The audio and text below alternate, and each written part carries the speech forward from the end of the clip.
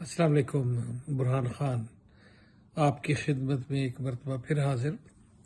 چھوٹی سی ویڈیو ہے مگر ضروری ہے کہ ایک مسلمان ہونے کے ناطے سے، ایک انسان ہونے کے ناطے سے یہ میں آپ سے شیئر کروں.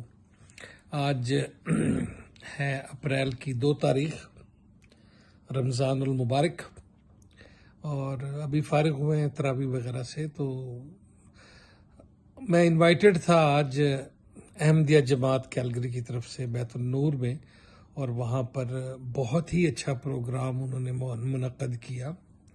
اور اس میں جو سب سے خوبصورت بات یہ تھی جو کہ میں یہ آپ کے گوش گزار کرنا چاہتا ہوں کہ جو مین سپیکر تھے، ان کے کی نوٹ سپیکر، ان کا نام تو مجھے یاد نہیں کیونکہ میں تھوڑا دیر پہنچا، مگر جو وہ احادیث بیان کر رہے تھے وہ اتنی اچھی، اور رمضان کے بارے میں اتنا انہوں نے ڈیٹیل میں، کیونکہ کافی سارے لوگ تھے، میرا خیال ہے 400-500 لوگ ہوں گے، جس میں ہم مسلمان بھی تھے، غیر مسلم بھی تھے، اور مین سٹریم میڈیا بھی تھا. تو مجھے بڑی اچھا لگا کہ بڑے ہی ڈیٹیل میں کوئی جیسے کہ ہمارے علماء تو نہیں کہنے چاہیے، جیسے ہمارے محلے کے مولوی ہوتے ہیں وہ چیخ چیخ کرتے ہیں، مگر اس بچے نے بڑی اچھی چیزیں بتائیں اور تمام احادیث وہ بیان کی جو کہ ابو ہریرہ رضی اللہ تعالی عنہ اور نبی اکرم صلی اللہ علیہ وسلم، محمد صلی اللہ علیہ وسلم کا نام لے کر جو بھی بات کی، اس نے حدیث سے بات کی. اور وہ پرانی یادیں تازہ ہو گئیں جب میں بچپن میں اپنے والدین سے سنتا تھا یا اچھے اسکالر سے سنتا تھا کہ تمام جو احادیث بیان کی گئیں وہاں پر اور روزے کی افادیت بیان کی گئی. میں بڑا امپریس ہوا اس سے. اور پھر اس کے بعد انہوں نے وہاں پر قرآن ایگزیبیشن بھی رکھا ہوا تھا جس میں 70 زبانوں میں ترجمہ کیا گیا ہے. بڑا ہی ڈسپلن پروگرام تھا. کاش ایسے پروگرام سنی حضرات بھی کریں اور اپنے بچوں کو معلومات دیں.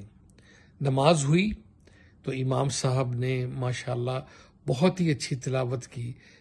پہلے سورہ فاتحہ، پھر اس کے بعد سورہ فلق، اور دوسری رکعت میں انہوں نے سورہ فاتحہ اور سورہ ناس. زیر زبر کی کوئی نہیں، کیونکہ میں حافظ قرآن ہوں اور الحمدللہ مجھے اس بات کی تمیز ہے کہ یہ دیکھا جائے.